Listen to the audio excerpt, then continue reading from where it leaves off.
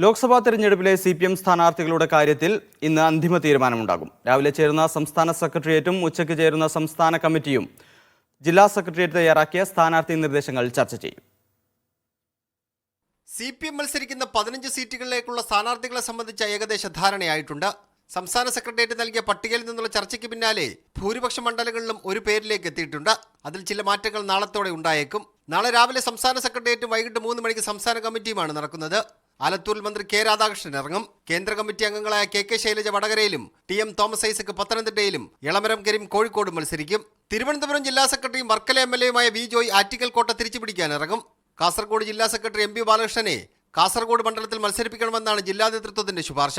പക്ഷേ TV രാജേഷിന്റെ പേര് സംസ്ഥാന നേതൃത്വത്തിന്റെ പരിഗണനയിലുണ്ടെന്നാണ് വിവരം.